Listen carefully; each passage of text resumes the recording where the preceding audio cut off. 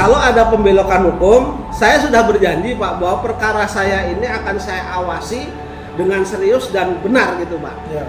Nanti kalau di sana ada pembelokan hukum, saya di samping saya melakukan upaya hukum yaitu kasasi, saya juga akan melaporkan majelis hakim yang menangani perkara ini di pengadilan tinggi Pak. Akan saya buktikan.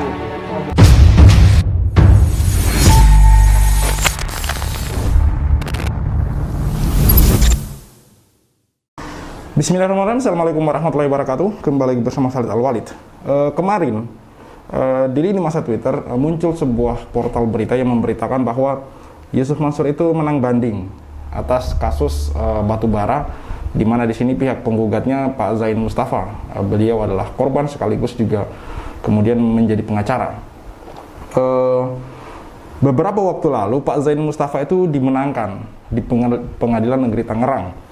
Lalu kemudian pihak tergugat yang mana itu ada empat tergugat, yakni Yusuf Mansur, BMT Darussalam, terus Adiansah, dan PT Adi Partner Perkasa juga turut tergugat Daku. Dan itu dimenangkan oleh Pak Zain Mustafa, di mana pihak tergugat ini diwajibkan untuk membayar 1,2 miliar. Namun Yusuf Mansur dan BMT mengajukan banding. Nah, inilah banding di PT Jakarta inilah yang kemudian muncul sebuah berita bahwa Yusuf Mansur dimenangkan. Yang mana faktanya bahwa Yusuf Mansur sebenarnya tidak dimenangkan, tapi kasusnya di NO. Karena menurut PT Pengadilan Tinggi Jakarta ini katanya pihak PN Tangerang ini tidak berwenang menangani kasus ini. Ya, yang mana ini menurut Pak Zain Mustafa ada banyak kejanggalan di sana sini. Makanya dalam video ini Pak Zain Mustafa mengatakan bahwa beliau akan melaporkan pihak-pihak terkait di PT Pengadilan Tinggi Jakarta ini gitu, terkait dengan kasus beliau tentunya. Bagaimana bisa kemudian Yusuf Mansur ini menang di banding, tapi bukan berdasarkan bukti gitu, bukan berdasarkan bukti yang diajukan, bukan berdasarkan apa yang diajukan di PT Jakarta ini, tapi berdasarkan hal lain. Mari biar lebih jelas kita simak langsung saja wawancara Pak Darso Arif dan Pak Zain Mustafa. Saya bersama Pak Zain Mustafa akan mengabarkan kepada kita soal perkembangan terakhir dari perkara beliau ini di Pengadilan Tinggi Jakarta. Apa yang terbaru, mari kita ikuti perbincangan saya dengan Pak Zain. Pak Zain Mustafa, silakan Pak. Ada perkembangan apa Pak dari Pengadilan Tinggi Jakarta soal perkara Bapak melawan Yusuf Mansur dan teman-temannya Pak? Ya. Jadi begini Pak Darso, kemarin kurang lebih hampir jam 5 lah, jam 4, jam setengah 5 lah ya. Setengah 5 itu saya dapat WA dari teman berkaitan dengan putusan perkara saya yang berada di Pengadilan Tinggi DKI Jakarta, berkaitan dengan perkara saya yang dulu di Jakarta Selatan, Pengadilan Negeri Jakarta Selatan. Kemudian karena itu perkaranya mengabulkan gugatan saya, kemudian Jam'an Nur Khatib Mansur dan kawan-kawan itu kan banding Pak. Nah, perkaranya itu sudah dilimpahkan bandingnya itu ke Pengadilan Tinggi. Saya kemarin dikasih kabar sama temen, Pak ini ada berita yang menyatakan perkaranya di Pengadilan Tinggi DKI Jakarta itu sudah putus Pak. Gitu. Sesuai dengan berita ini, dia bilang ini dikabulkan Pak bandingnya, begitu Pak. Maksudnya di bandingnya Jam'an itu tergugat 3, kemudian sebagai pembanding 1, kemudian BMT Darussalam tergugat 4 sebagai pembanding 2. Bandingnya pembanding 2 itu katanya dikabulkan, begitu Pak. Nah, terus kemudian apakah benar, dia bertanya sama saya begitu. Saya jawab, saya malah baru tahu dari Anda ini, saya bilang gitu beritanya. Saya belum tahu berita itu, dan relas putusan itu juga belum sampai ke saya, sehingga saya tidak bisa mengatakan apakah ini benar atau tidak, saya bilang begitu. Pak, jadi maksudnya jadi pembanding 2-nya itu kan Jam'an Pak? Pembanding satunya Jam'an Nur Khatib Mansur. Pembanding 2-nya BMT Pak. Jadi yang banding yang diterima? Banding yang diterima adalah bandingnya BMT, Pak. Oh, bukan bandingnya Ya. Jaman atau gimana, Pak? Bukan bandingnya Jaman, tapi semua kan jadi ikut, Pak. Oh. Ya, jadi kalau di sana saya di Pengadilan Negeri Jakarta Selatan itu gugatan saya dikabulkan, Ya. sudah masuk pokok perkara, Ya. kemudian di Pengadilan Tinggi dianulir, putusan Pengadilan Negeri Jakarta Selatan itu dibatalkan, Pengadilan Tinggi DKI Jakarta itu memutus sendiri, ya kan? Ya. Memutus sendiri dengan putusan bahwa Pengadilan Negeri Jakarta Selatan itu tidak berwenang mengadili, sehingga perkaranya itu di NO begitu, Pak. Oh, iya. Jadi di Pengadilan Tinggi ini keputusannya statusnya NO, Pak. NO, ya. Ya. Terus kemudian karena saya juga berita itu di WA ke saya, di forward kepada saya baca, Pak. Ya. Intinya dari berita itu bahwa Pengadilan Tinggi DKI itu menganggap bahwa Pengadilan Negeri Jakarta Selatan itu tidak berwenang mengadili, Pak, begitu, ya kan? Ya. Gambaran sekilas seperti itu. Saya menangkap sesuai dengan memori banding dari BMT, ya. BMT ini di tingkat pertama, Pak, di tingkat pertama tidak pernah mengajukan eksepsi kompetensi absolut dalam bentuk apapun, baik itu BMT maupun Jaman tuh tidak mengajukan itu. Ya. Tetapi eksepsi ini diajukan menyusul di Pengadilan Tinggi, Pak. Di Pengadilan Tinggi baru mereka ajukan. Ya, padahal eksepsi itu seyogyanya diajukan pada awal perkara, bukan di pertengahan dibanding, kan begitu, Pak. Harusnya diserahkan di Pengadilan Negeri. Pengadilan Negeri, Pak. Terus kemudian alasannya di dalam memori bandingnya BMT waktu itu, dia mengatakan bahwa Pengadilan Negeri Jakarta Selatan itu tidak berwenang karena ini berkaitan dengan investasi syariah begitu. Kalau investasi syariah, menurut dia yang berwenang mengadili itu adalah Pengadilan Agama, Pak, begitu. Terus kemudian salah satu alat bukti yang saya ajukan itu sebagai acuannya begitu. Padahal kalau itu yang dijadikan dasar dan itu diterima oleh Majelis Hakim Pengadilan Tinggi, saya berkata bahwa itu salah, Pak. Pak Jeni, sebelum yang lain kita bertanya, yang menjadi keheranan saya, begitu cepat Pengadilan Tinggi memutuskan perkara ini, padahal menurut Pak Jeni kan biasanya paling cepat 6 bulan, Pak. Ya. Saya rasa baru 1 bulan atau lebih dikit, Pak. Ya. Cepat sekali, Pak, Pengadilan Tinggi. Jadi begini, Pak Darso, saya itu posisinya kan ini perkara dari mulai banding kemudian dikirim ke Pengadilan Tinggi juga saya belum dapat pemberitahuan, relas pengirimannya belum tahu, Pak. Itu satu. Terus kemudian perkara ini cepat sekali, Pak. Ini menurut saya luar biasa, Pak. Iya, menurut saya luar biasa. Jadi perkara ini begitu cepat putusannya, Pak. Jadi luar biasa, Pak. Tapi Pak Darso jangan heran, Pak. Ini Indonesia, Pak. Ya kan? Ini Indonesia. Apa yang menjadi kecurigaan Pak Zeni sehingga perkara ini cepat diputus Pengadilan Tinggi? Begini. Yang menjadi kecurigaan saya menurut hemat saya pasti ada hukum yang dibelokkan, Pak. Artinya ada pembelokan hukum di sini. Itu. Terus kemudian kenapa ini diputus secepat kilat, Pak? Sepengalaman saya, ya, selama jadi advokat 21 tahun itu, Pak. Itu tidak pernah, Pak, putusan saya itu kurang dari 6 bulan itu nggak pernah, Pak. Ini cepat, Pak. Tapi tidak mengapalah ini cepat, Pak, begitu. Terus kemudian sesuai dengan berita yang ada itu yang dikirim oleh teman itu ke saya, kalau nanti yang dijadikan alasan itu adalah kompetensi absolut, saya menyatakan bahwa pertimbangan majelis itu 100% salah, Pak. Karena dia merujuk kepada salah satu alat bukti yang mengatakan alat bukti yang saya ajukan sendiri itu bukan untuk membuktikan perkara saya, Pak. Alat bukti di Pak Jeni sendiri. Ya, bukan membuktikan investasi saya, tetapi membuktikan saya membantah bahwa BMT itu mempunyai ikatan dengan tergugat satu, Pak. Oh.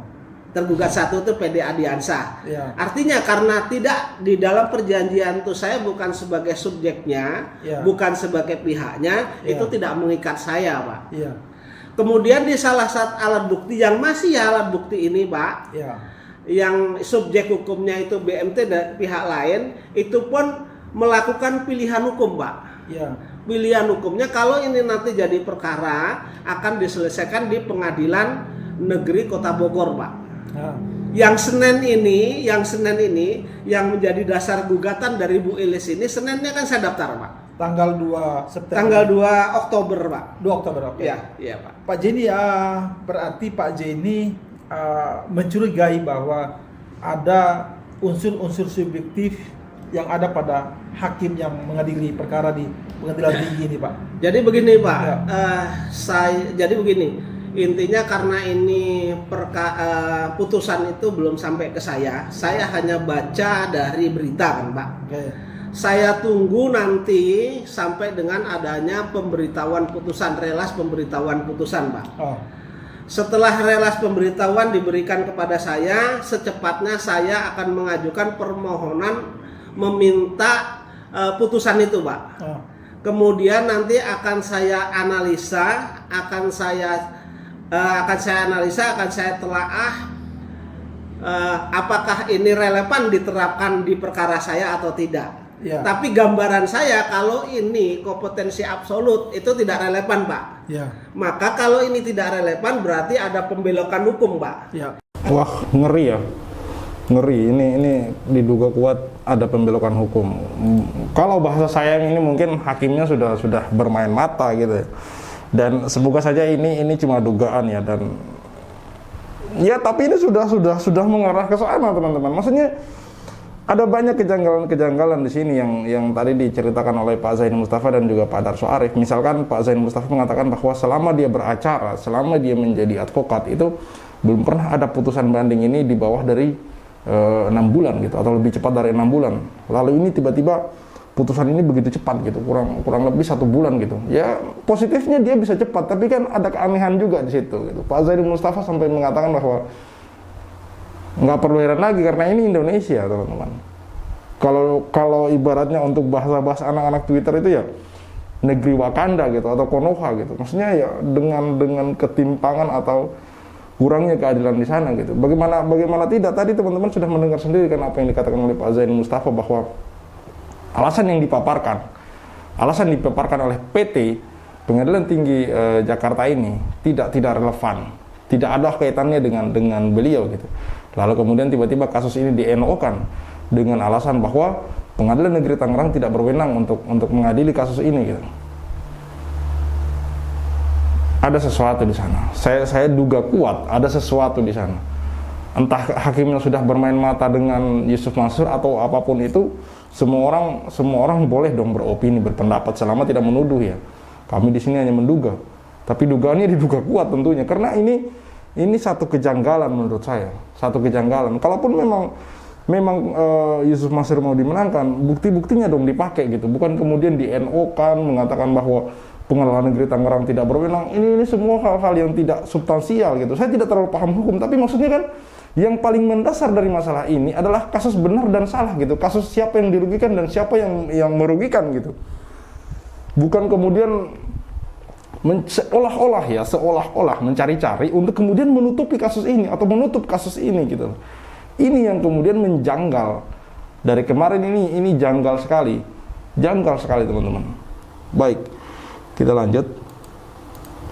Kalau ada pembelokan hukum, saya sudah berjanji, Pak, bahwa perkara saya ini akan saya awasi dengan serius dan benar gitu, Pak. Ya.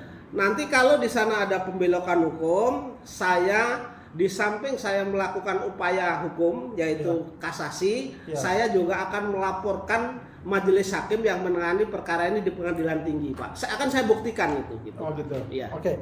Selain kasasi dan melaporkan. Ya, kita dukung Pak Zaini Mustafa ya. Kita dukung Pak Zaini Mustafa. Saya ibaratnya makin kesini makin suka sama beliau ini karena ketegasan beliau dan semangat beliau gitu. Padahal dia juga harus bekerja mencari uang untuk keluarganya, tapi di sisi lain dia begitu semangat memperjuangkan kasus-kasus ini gitu.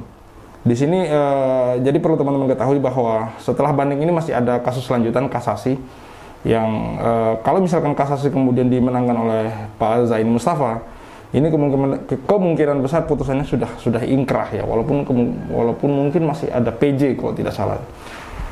Yang jelas setelah banding ini belum kemudian mutlak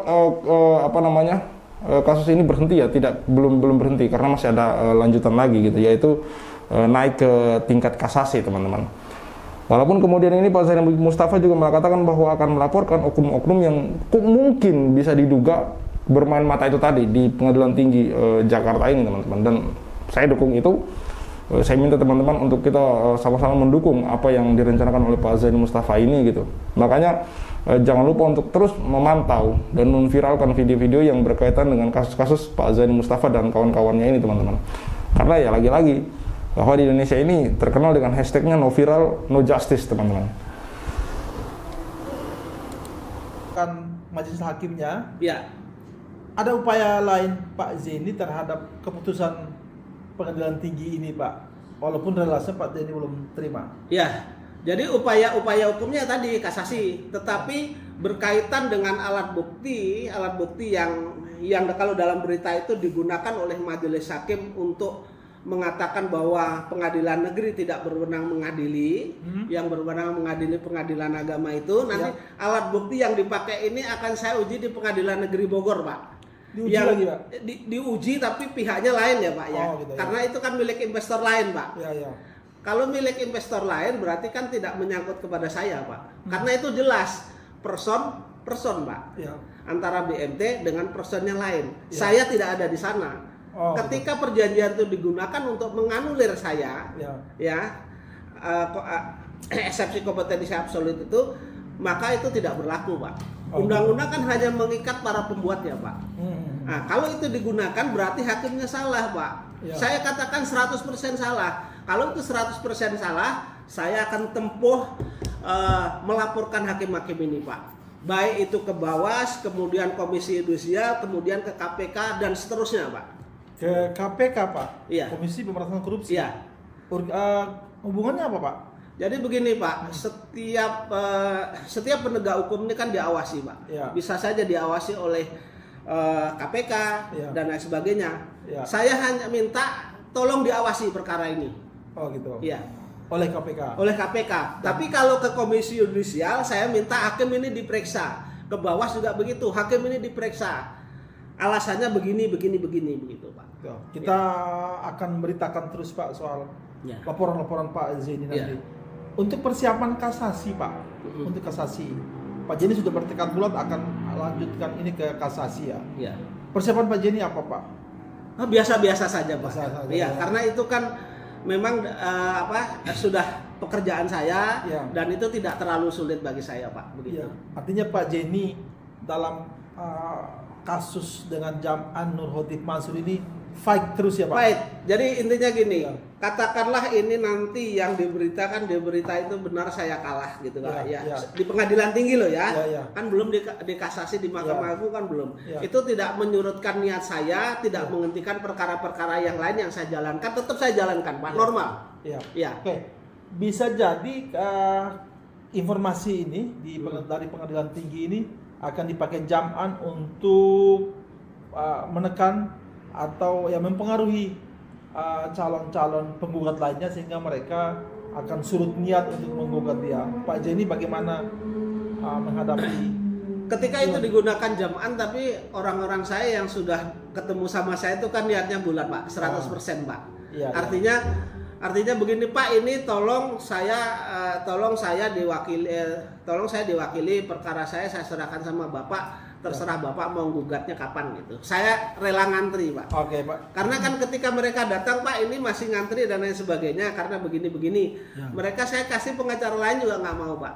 Tetap ingin pakai saya, Pak. Iya, iya. Iya. Pak, jadi relasinya sampai kita bikin video lagi. Relasinya sampai kita bikin video lagi. Iya. Jadi intinya begini, Pak, menang atau kalah, ya kan? Menang atau kalah, tetap saya akan memberikan informasi kepada publik. Iya. Karena perkara saya ini kan sudah menjadi konsumsi publik, Pak. Iya, iya. Saya tidak gengsi ketika saya ini katakanlah di pengadilan negeri ini memang saya misalnya dikalahkan, saya tidak gengsi, Pak.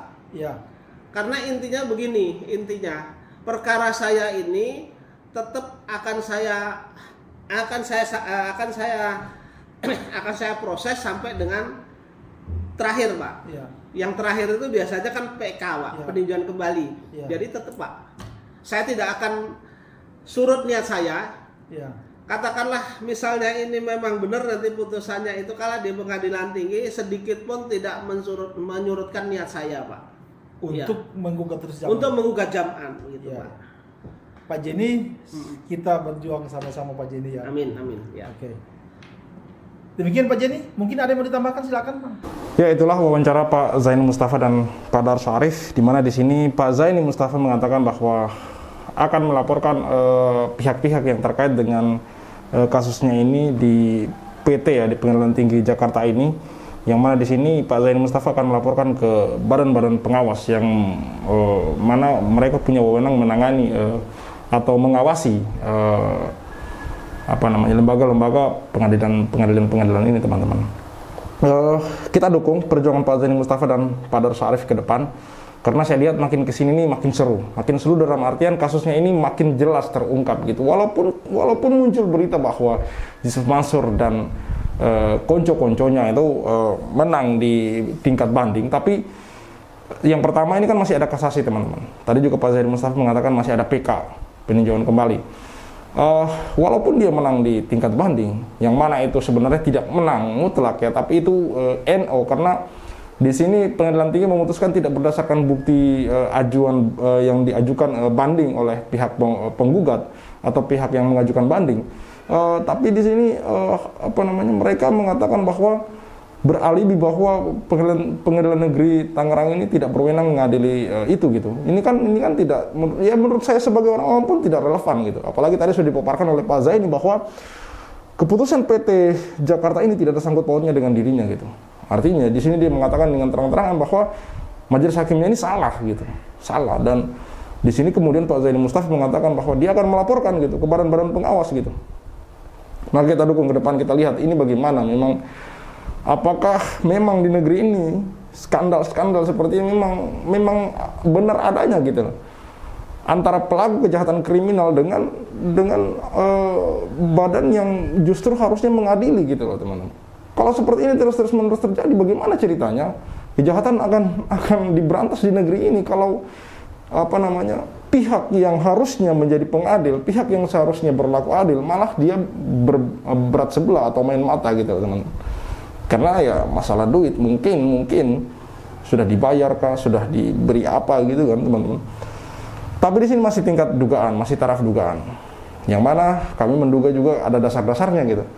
Ada alasan-alasan yang kuat di sana gitu. Mulai dari tadi yang saya ulangi lagi bahwa Pak Zaini Mustafa mengatakan keanehannya adalah begitu cepat diumumkan gitu. Tidak seperti biasanya kasus-kasus yang ditangani biasanya 6 bulan. Ini 1 bulan sudah diumumkan gitu. Di sini saja sudah janggal. Belum lagi yang lain-lain ketika kita membahas yang lain-lain, teman-teman. Baik, kita lihat saja ke depan.